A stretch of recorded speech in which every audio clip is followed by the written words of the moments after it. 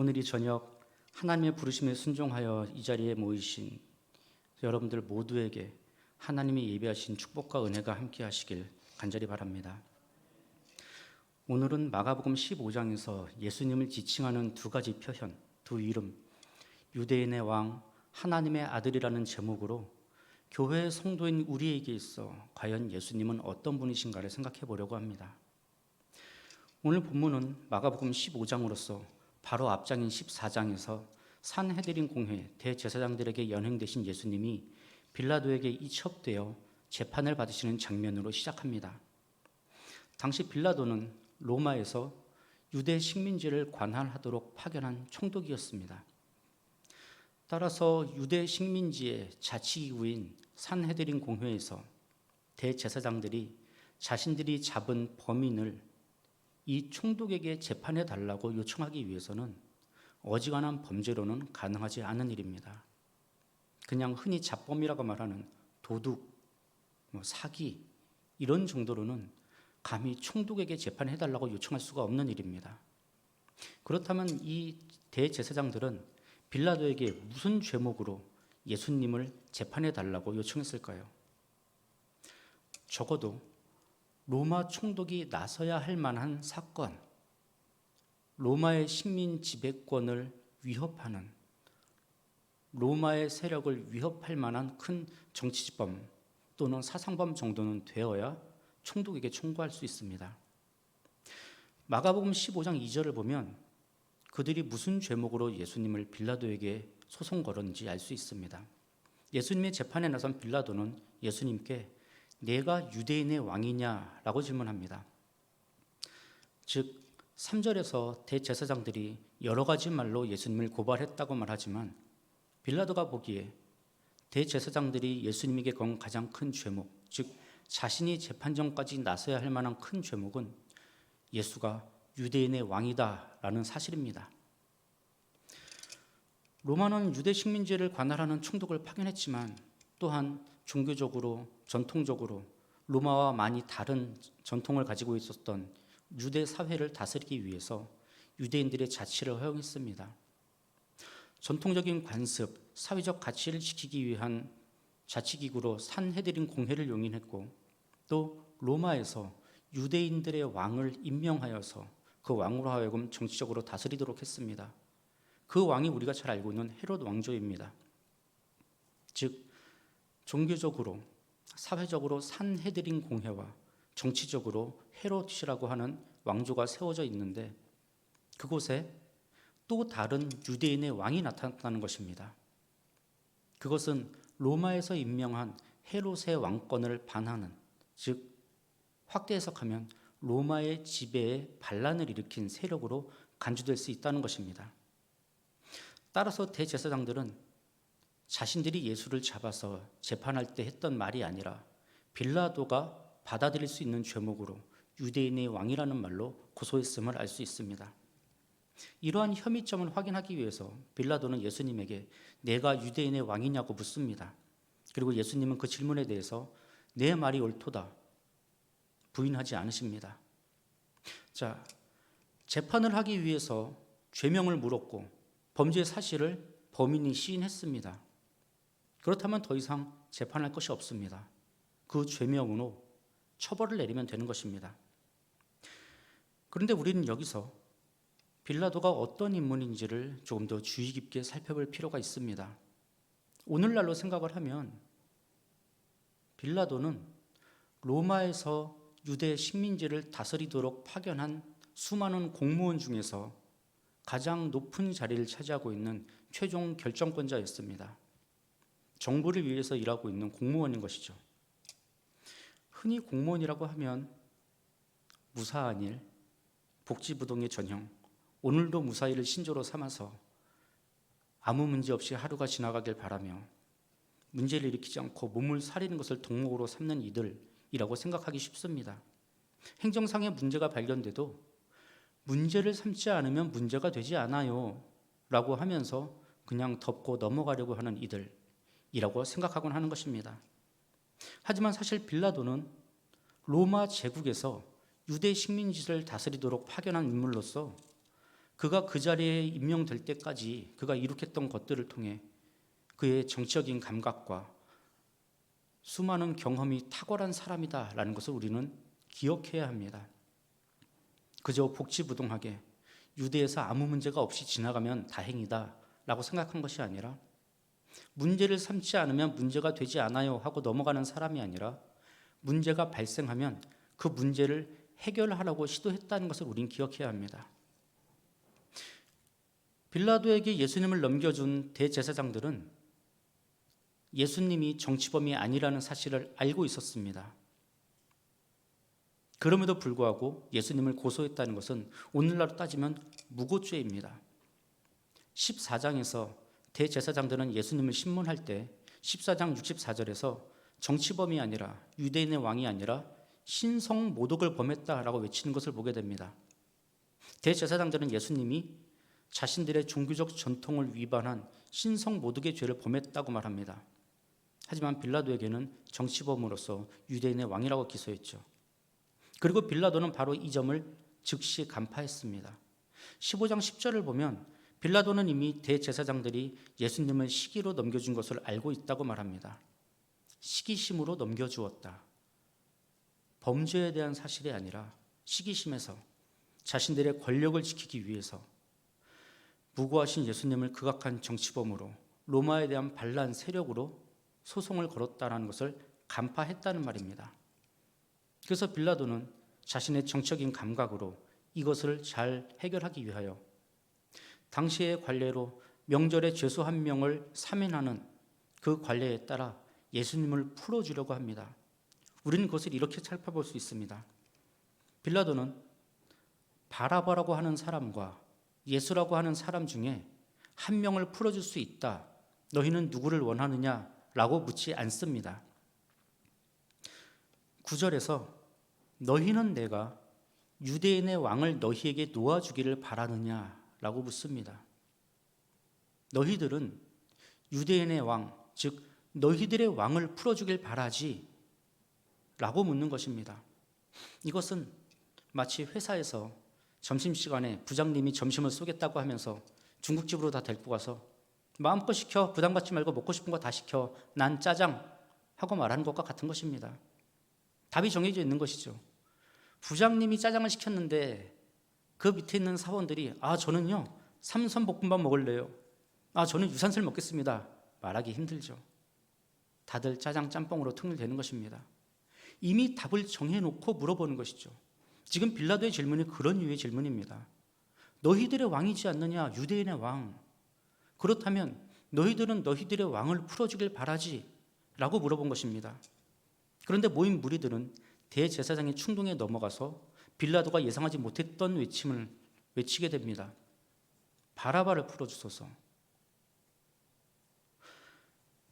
빌라도는 당황합니다.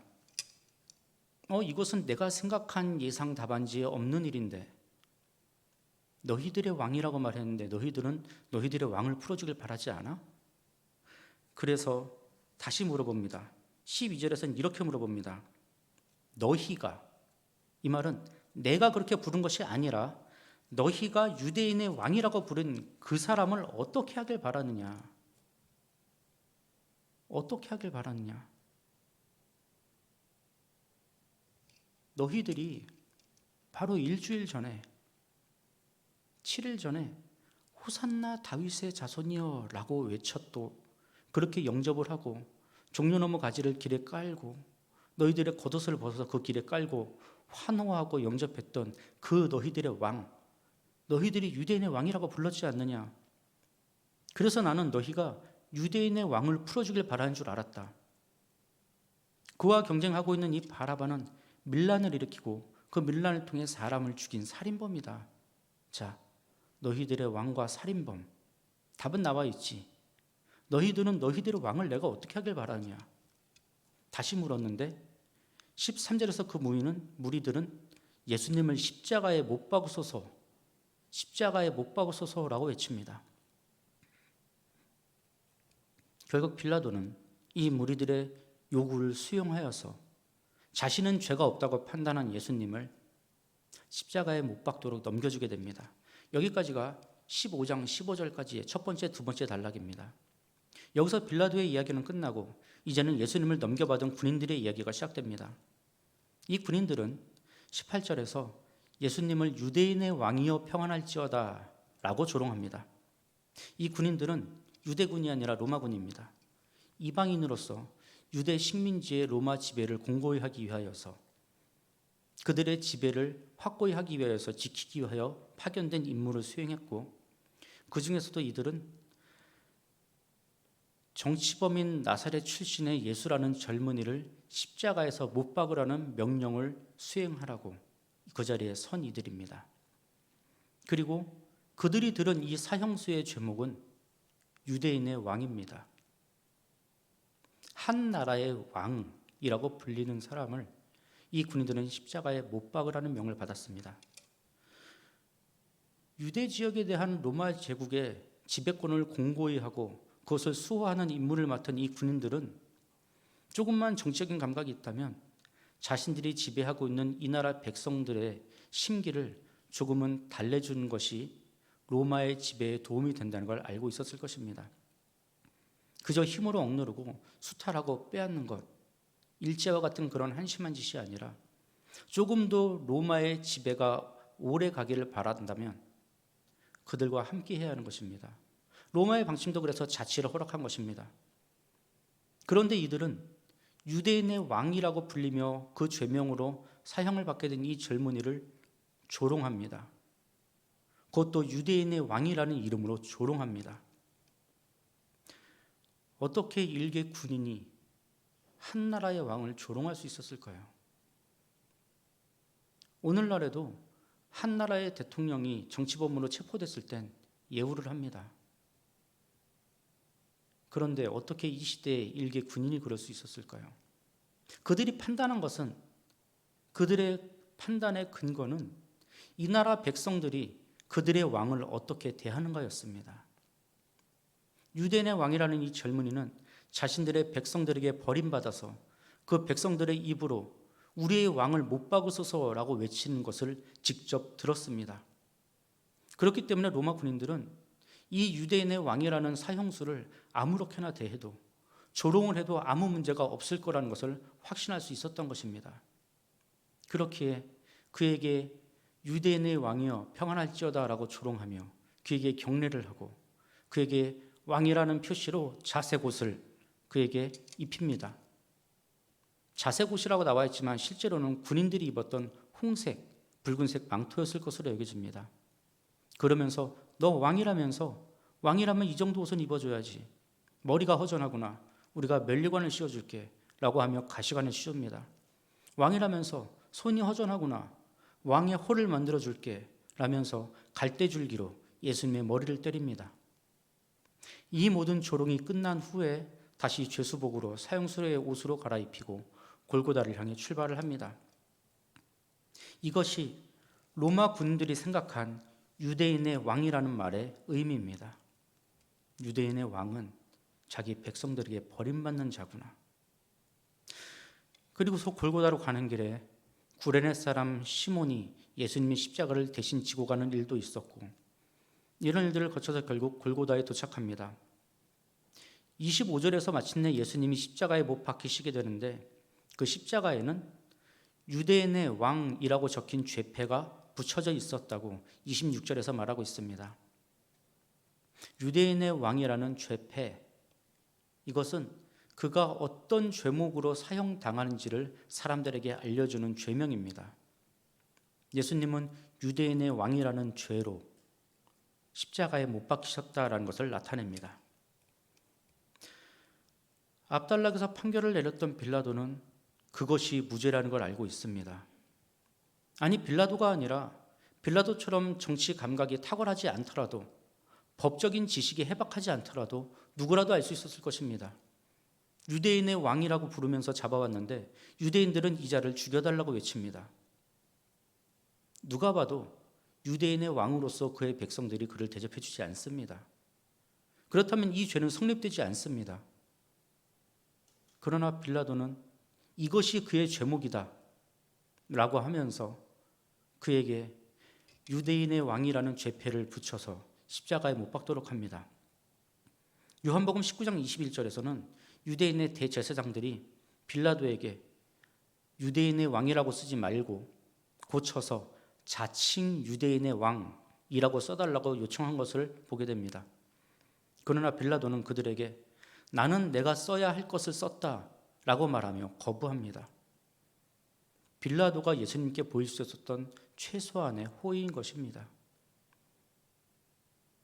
자기 백성들에게 버림받았지만 너는 억울하게 사형당하지만 그럼에도 불구하고 나는 너를 유대인의 왕으로서 사형시키겠다라고 인정한 것입니다. 31절과 32절을 보면 예수님께서 세상을 떠나시기 직전에 대제사장들과 서기관들이 모여서 예수님을 조롱하는 내용이 나옵니다. 십자가에 못 박혀서 괴로움이 가장 극에 달했을 때 잠시 뒤면 숨이 끊어질 바로 그 시점에 그들은 와서 예수님을 조롱합니다.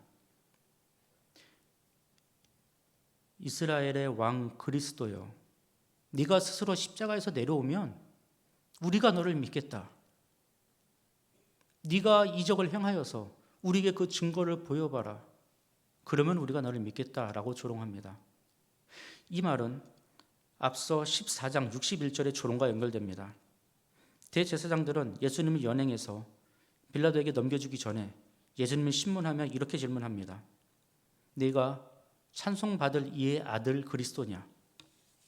네가 찬송받을 자, 즉 하나님의 아들 그리스도냐라고 물어본 것입니다. 그리고 이 질문은 사무엘하 7장 13, 14절에서 다윗이 하나님께 받은 언약의 내용 중에 근거한 것입니다. 하나님은 다윗에게 너의 후손이 나의 집을 건축할 것이다 라고 약속해 주시면서 그 후손에게 하나님은 그에게 아버지가 되고 그는 나에게 아들이 될 것이다 라고 약속해 주셨습니다. 그리고 그 아들이 바로 기름 부음을 받은 자 그리스도라는 이러한 메시아라는 믿음이 이 시대까지 이어져 왔습니다. 단순히 솔로몬만을 지칭하는 것이 아니라 영원한 다윗의 왕권을 지켜가는 그리스도로서 기름 부음 받은 자로서 언젠가 우리에게 그 왕이 올 것이다라는 그 믿음이 지금까지 지켜져 왔던 것입니다. 그렇기에 이 대제사장들은 빌라도가 말한 것처럼 유대인의 왕이라고 묻지 않고 이스라엘의 왕, 다윗 시대에는 이스라엘이 북왕국 이스라엘과 남왕국 유다로 갈라지기 전이었습니다. 그렇기 때문에 통일 왕국 이스라엘의 왕이라고 조롱하는 것입니다. 네가 정말 하나님이 약속한 기름 부음을 받은 자 그리스도라면, 하나님의 아들이라면 그 아들의 능력으로 이적을 일으켜 십자가에서 내려와라. 그러면 우리가 너를 믿겠다라고 조롱합니다. 우리는 지금까지 마가복음 15장에서 사용된 왕이라는 표현들, 유대인의 왕, 이스라엘의 왕이라는 표현들이 어떻게 사용되었는지를 잠깐 살펴보았습니다. 일반적으로 왕이라는 말이 붙으면 존경의 뜻 또는 가장 좋다는 뜻을 나타냅니다. 심지어 오늘날에도 왕이 없는, 왕정이 끝나서 대통령이 나라를 경영하는 오늘날에도 왕이라는 말은 같은 의미로 사용됩니다. 그래서 제가 가장 좋아하는 사발면에는 왕이라는 글자가 붙어 있습니다. 왕뚜껑이라고 하죠. 얼마나 맛있으면 왕이라는 글자가 붙었겠습니까? 이런 것입니다. 오늘날에도 왕자를 붙이면 사람들은 다 인정합니다. 아, 왕이지. 제일 맛있는 사발면이지. 그런데 오늘 우리가 살펴본 이 본문에서 왕이라는 말이 어떻게 사용됐습니까? 비아냥거리고 조롱하고 비방하는 말로 사용됩니다. 빌라도는 누명을 쓴 걸 알면서 누명으로, 누명의 죄명으로 유대인의 왕이라고 씁니다. 군인들은 이 사람은 우리가 무시해도 되는 자야 라고 하면서 유대인의 왕이라고 조롱합니다. 대제사장들은 이스라엘의 왕이여 그곳에서 내려오면 우리가 믿겠다 라고 조롱합니다. 마가복음 15장에서는 이 왕이라는 표현, 유대인의 왕, 이스라엘의 왕이라는 표현은 비방거리, 조롱거리로 전락된 것을 우리는 보게 됩니다. 그리고 이것은 하나님께서 이미 이렇게 되리라고 말씀하시고 약속하신 것입니다. 신명기 28장에는 하나님의 말씀에 순종할 때 받는 복과 불순종할 때 받는 저주에 대해서 기록하고 있습니다. 신명기 28장 36절 37절은 이렇게 말합니다. 여호와께서 너와 내가 세울 내 임금을 너와 내 조상들이 알지 못하던 나라로 끌어가리니 내가 거기서 목석으로 만든 다른 신들을 섬길 것이며 여호와께서 너를 끌어가시는 모든 민족 중에서 내가 놀람과 속담과 비방거리가 될 것이라. 불순종하여 받는 저주의 내용의 일부입니다. 유대의 왕은, 이스라엘의 왕은 하나님께서 임명하시는 자리입니다. 하나님께서 그를 왕으로 세우시는 것입니다. 선지자를 통하여 그에게 기름을 부으시고 하나님이 그를 왕으로 세우십니다. 다윗을 통해 하나님께서 너의 후손들은 계속하여 유대의 왕위 앉을 것이라고 언약해 주셨습니다. 그는 하나님의 아들이 되며 하나님은 그의 아버지가 되시는 자리가 유대인의 왕이라는 자리입니다. 하지만 하나님께서는 그 이전에 사무엘을 통하여 이스라엘 자손이 인간의 왕을 요청하기 그 훨씬 전에 신명기 때 이미 너희들은 스스로 왕을 세울 것이고 불순종으로 인해서 너희와 너희의 왕은 속담과 조롱과 비방거리가 될 것을 말씀하셨습니다. 너와 내가 세울 내 임금이 다른 나라로 끌려갈 것이다. 여호와께서 너를 끌어가시는 모든 민족 중에서 내가 놀람과 속담과 비방거리가 될 것이다. 이것은 이미 바벨론 포로기를 통해 이루어졌고 70년이 지나 다시 유대로 복귀한 이들은 그렇기 때문에 율법을 지키는 것에 목숨을 걸었습니다. 한번 이렇게 저주받고 약속의 땅에서 끌려나간 경험이 있기 때문에 모든 민족 가운데 속담과 조롱과 비방거리가 된 경험이 있기 때문에 그들은 율법을 지키는 것에 목숨을 걸 수밖에 없었습니다. 그리고 그것이 예수님의 시대에 이르러는 율법주의로 변질된 것입니다. 그리고 우리는 이제 이런 저주에서는 해당 사항이 없다.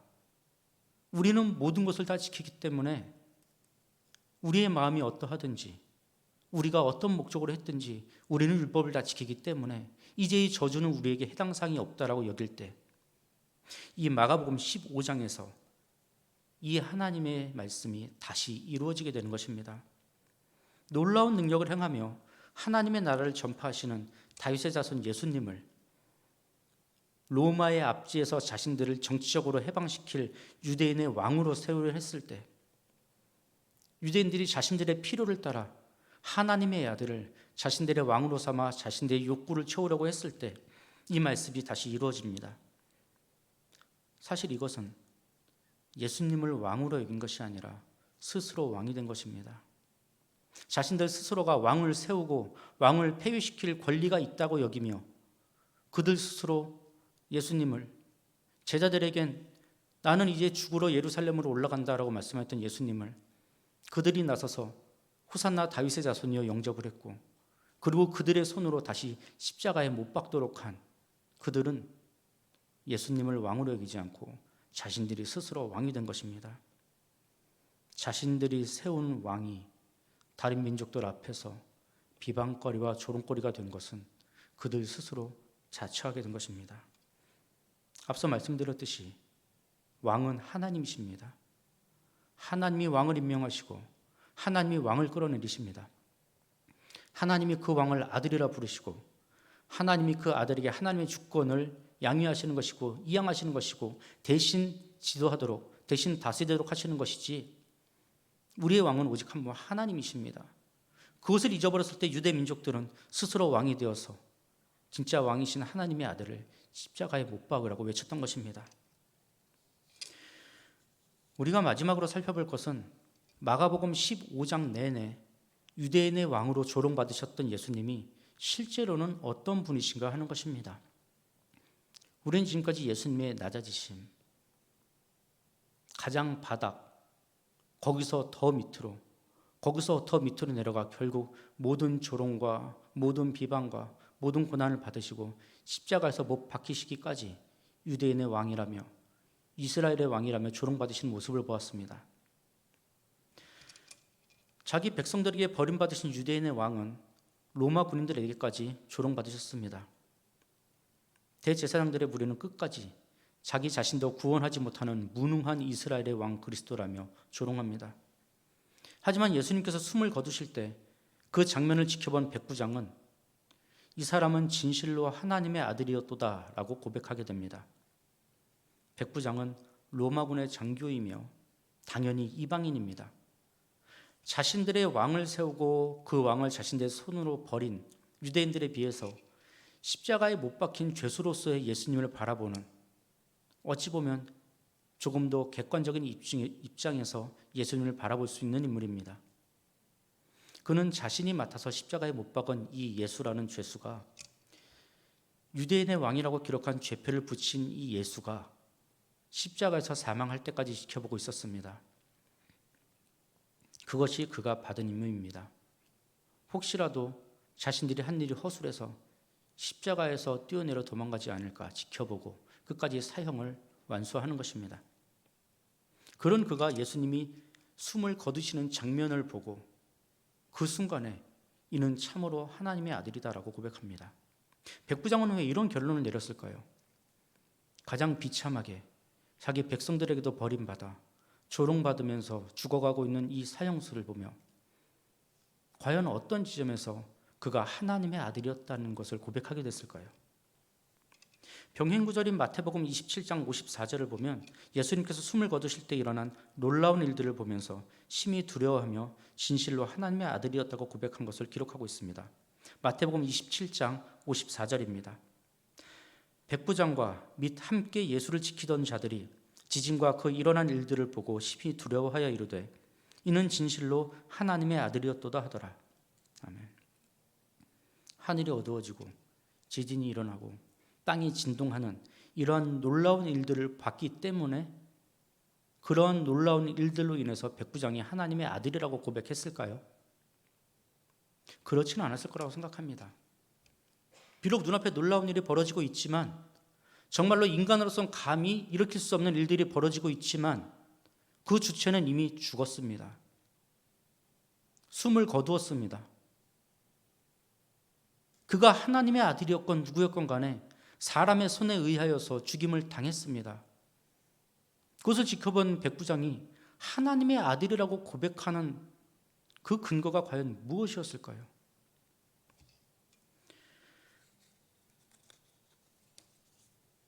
사람의 손으로 죽임당한 하나님의 아들, 바로 그것입니다. 대제사장들이 예수님의 십자가 앞에 와서 예수님에게 목소리가 들릴 만한 거리까지 와서 네가 정말 이스라엘의 왕 그리스도라면, 네가 정말 하나님이 기름 부으신 아들이라면 거기서 내려오라고 말할 때 예수님은 그 말을 듣지 않으십니다. 예수님은 초월적인 이적으로 자신이 그리스도이심을 나타내지 않으십니다. 그런 예수님을 백부장은 옆에서 지켜본 것입니다. 이자는 아무 능력이 없구나. 그래서 자기 백성들이 십자가에 못 박게 했구나. 그런데 그가 숨을 거둘 때 일어난 그 놀라운 일들을 보면서 그게 아니구나. 이자는 이 놀라운 일들을 행할 능력이 있구나. 이자는 정말로 하나님의 아들로서 십자가에서 걸어 내려올 능력이 있는 자구나. 그런데 그럼에도 불구하고 이 모든 모멸을, 이 모든 능력을, 이 모든 희롱을 다 참고 견디고 결국 자기 목숨까지 내어 주었구나.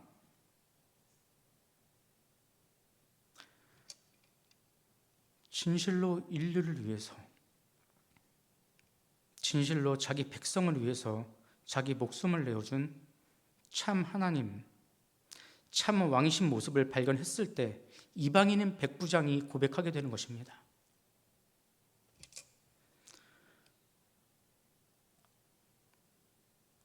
예수님의 백성들은 어떻게 했나요? 예수님의 백성들, 선민, 우리는 아브라함의 자손으로서 당연히 하늘에 들어갈 권리가 있다. 우리는 모든 율법을 다 지키는 자로서 우리는 의로운 자다라고 외쳤던 그들은 어떻게 했습니까? 유대인의 왕이라는 제목으로 예수님을 고소하고 죽였습니다. 그러나 그들의 청탁을 받아 예수님 십자가에 못 박았던 이 백부장은 오히려 그 모습에서 하나님의 아들임을 발견하게 됩니다. 로마 군인들은 어땠습니까? 유대인의 왕을 십자가라는 명령을 받았을 때 그 왕을 예우하는 것이 아니라 조롱합니다. 그들의 조롱의 근거가 무엇이었습니까? 그들의 백성으로부터 버림받은 그 모습이었습니다. 유대 백성들도 버림받은 이자는 우리가 마음껏 능욕하고 마음껏 희롱해도 괜찮다, 할 수 있으니 하는 것이다. 그러나 같은 이방인인 백부장은 예수님을 하나님의 아들이라고 고백하게 됩니다. 이 두 모습은 우리에게 매우 중요한 사실을 알려줍니다. 우리는 예수님을 어떻게 생각하고 바라보고 있을까요? 유대인의 왕으로서, 또 나의 왕으로서 나의 필요를 채워주고 나를 모든 위험으로부터 막아주며 보호하는, 그리고 그 필요를 충족시켜주지 않을 땐 언제든지 버리고 배척하는 대상, 또는 더 중요한 것이 있을 때는 잠시 소홀하게 대해도 되는 대상으로 여기지는 않을까요? 아니면 우리를 구원하시기 위해 이 땅에 오신 하나님의 아들로 바라보고 있습니까? 아닙니다. 이 문제는 이렇게 단순하게 도식화시켜서 생각할 문제가 아닙니다. 유대인들은 자신들이 호산나 다윗의 자손이여라고 영접했던 그 예수님을 유대인의 왕이라는 제목으로 죽이도록 내어줬습니다. 로마 군인들은 그 모습을 보고, 유대인들이 예수님을 대하는 모습을 보고 예수님에 대한 자신들의 입장을 결정하게 됩니다. 유대인들도 자신들의 왕을 저렇게 함부로 대하는데 우리가 이 자를 왜 대접해 줄까? 바로 이 지점이 구원받은 성도인 우리들이 고민하며 살아가야 하는 부분인 것입니다. 우리는 예수님을 어떻게 대하고 있는가? 우리가 예수님을 대하는 모습을 보면서, 우리가 하나님을 섬기는 모습을 보면서 우리의 이웃들은 과연 무엇을 보게 될까? 우린 이것을 고민해야 하는 것입니다. 다들 하는 것처럼 남들이 다 그렇게 살아가니까, 온 세상이 다 그렇게 돌아가고 있으니까 그렇게 살아가며, 심지어 그렇게 살아도 아무 문제가 없으니까 그저 흘러가는 대로 그렇게 살아가다 보면 그리스도의 몸된 교회의 성도라고 불리는 우리들의 모습을 보면서 세상 사람들은 우리가 섬기고 사랑한다는 예수님을 자기 백성들에게 버림받은 왕으로 생각할 수도 있다는 것입니다. 우린 이것을 조심해야 합니다. 우리가 예수님의 계명을 지킬 때 세상은 우리가 예수님의 제자인 것을 알게 됩니다.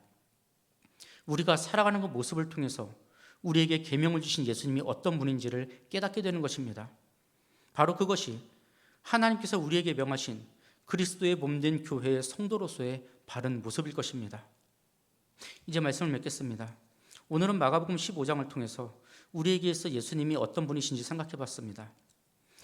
유대인들은 예수님을 유대인의 왕으로서 호산나 다윗의 자손이여 영접했지만 그로부터 일주일 후에는 유대인의 왕으로서 죽이도록 내어줍니다.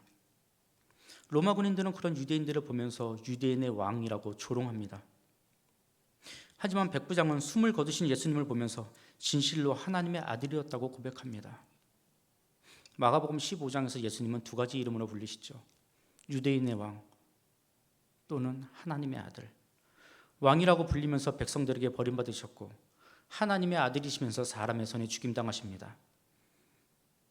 하지만 유대인의 왕이라고 불리는 상황은 조롱과 비방의 대상이었고, 하나님의 아들이라고 불릴 때는 이방인인 백부장의 참된 깨달음의 고백이었습니다. 예수님은 대제사장들이 조롱했던 것처럼 초월적인 모습으로 자신을 나타내지 않으십니다. 오히려 가장 낮은 모습, 가장 약한 모습, 모든 것을 잃고 숨을 거두시는 그 순간, 그 장면에 하나님의 아들이심이 극명하게 드러난 것입니다. 백부장은 그것을 깨달았습니다. 예수님은 초월적인 능력으로 자신을 믿으라고 강요하지 않으십니다. 오히려 가장 낮은 자리에서 섬기심으로 자신을 드러내십니다. 우리는 우리의 삶을 통해서 어떤 예수님을, 어떤 하나님의 세상에 나타내야 할까요? 초월적인 능력으로 병이 있으면 와서 나음받을 수 있다. 사업이 어려우면 와서 해결받을 수 있다. 자녀가 대학 가고 싶으면 와서 기도하면 된다.